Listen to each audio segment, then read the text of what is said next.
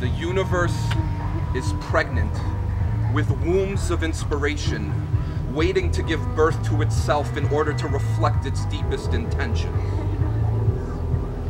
The way the earth rotates around her sun like only a mother's love could. It takes a lot of trust in gravity to spin on a tilted axis, especially within the company of gigantic planets and the meteors of our fear shooting like cosmic bullets.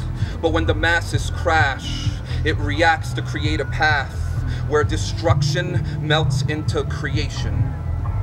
Even with an abundance of inspiration, I still thirst to taste infinity. I quench the Milky Way and take sips from the Big Dipper. Constellations constantly waiting for contractions to turn into contradictions. Human perception, the illuminated blessings. The sun rays are bridges of light that lead to self-reflection. The reflection are bridges of life that free the death connection. It takes space to create. It takes cleansing to create space. So I cleanse past creations to find space for the rest. Whichever foot that's forward is always the best. Representing motion, elevating oceans, penetrating frozen, segues to emotion. They domesticate the closed ones and educate the open, and our ego tries to tell us that it separates the chosen. But since we're all one, that means that everything is all none. So when it's there, it's all gone. Shells left from shotguns, listen as the thoughts jump. Grateful when the heart pumps. Bathe me in your warm blood, encompass life in soft love. And the saints, they walk amongst us, which is why they created mirrors.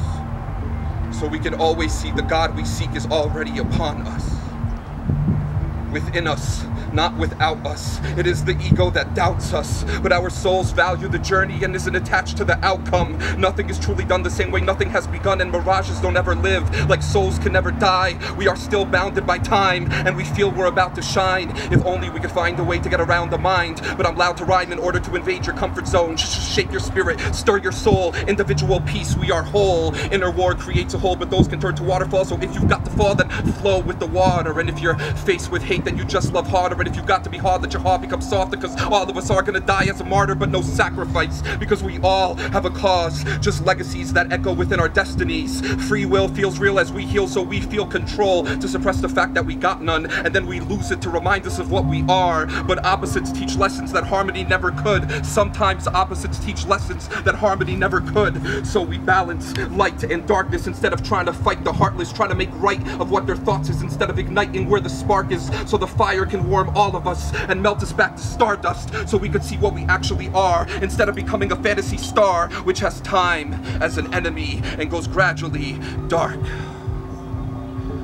Blank slates creates fate, and fate can't escape, so why wait? Time rates my mind state to a high rate of frequencies. The spiritual freak in me seeks to be speaking free, yet you want to charge, so the universe takes a loss because you told humanity the fictional one was their boss. But the line has been crossed with nails of illusion. This is a yin-yang fusion against your unbalanced intrusion. Love is just a word that symbolizes a concept. A concept is just a thought which symbolizes an experience. But our intentions are the caterpillars of butterfly effects. Our intentions are the caterpillars of butterfly effects. And it takes motion for wings to fly. It takes stillness for things to die.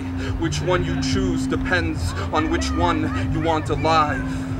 So you can never know beauty until you recognize the beauty in the unknown. Because during a near-death experience, even our souls have a fight or flight response, but love is all that there is. And the rest of life is just a metaphor.